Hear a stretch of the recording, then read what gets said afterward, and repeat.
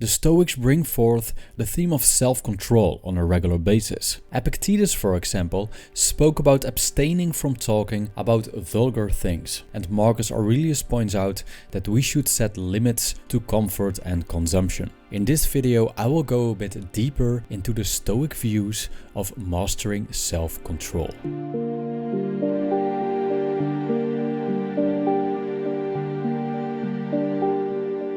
First of all, I want to thank Harrison and Risha for supporting me on Patreon. Thank you guys, I appreciate it.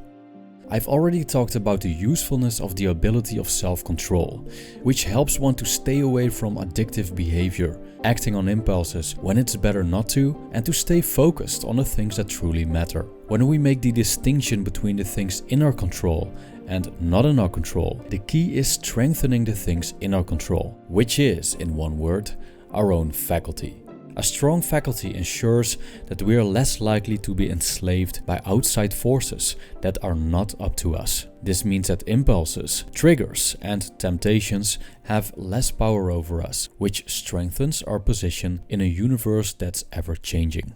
This really hit me after I recently did a 72-hour water fast, during which I didn't eat and drank only water for 72 hours.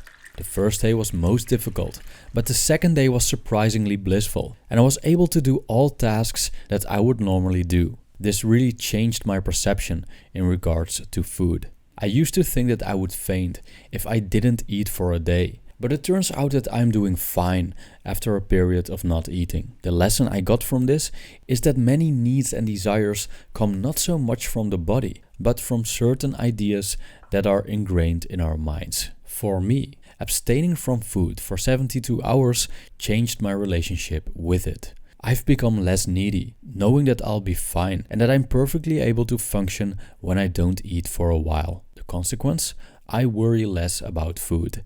Statesman and Stoic philosopher Seneca reflected on the festivities going on in the city, during which the Romans feasted, got drunk, and basically indulged in pleasure. He argued that it's courageous to not participate in these festivities, but it's even more courageous to participate, but in a different way, without extravagance, thus, I assume, in a sober and modest fashion.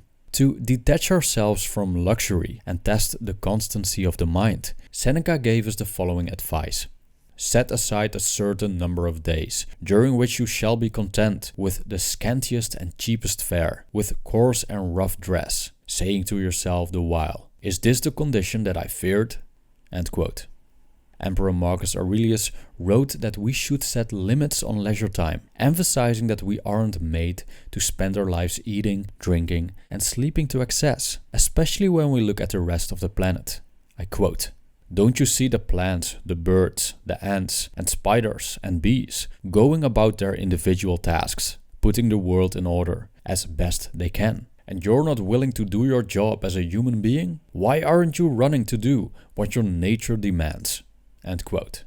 Although I like his analogy, I must add that some animals probably aren't the best examples when it comes to industriousness. However, another argument that Marcus Aurelius brings forward repeatedly is that we should live in agreement with nature, more specifically, our human nature.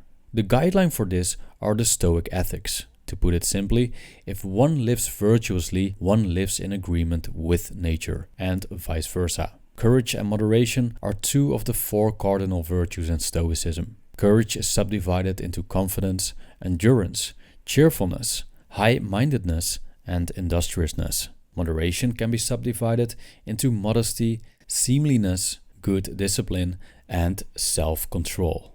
There are many ways to train self-control. Different types of fasting are very effective, but please consult your doctor first.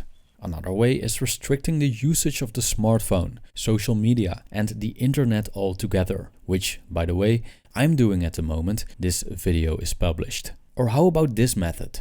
Waiting a moment in front of your dish before you start to eat and chewing on your food for a certain amount of times before swallowing. You'll be amazed how difficult this is. Self-control makes us familiar with the hardship that many fellow human beings go through every day, like hunger, bad luck, and working insane hours with no vacation. Becoming more content with what we have and less dependent on what we think we need brings about a sense of inner peace and happiness. As Seneca puts it, let us become intimate with poverty, so that fortune may not catch us off guard. We shall be rich with all the more comfort if we once learn how far poverty is from being a burden.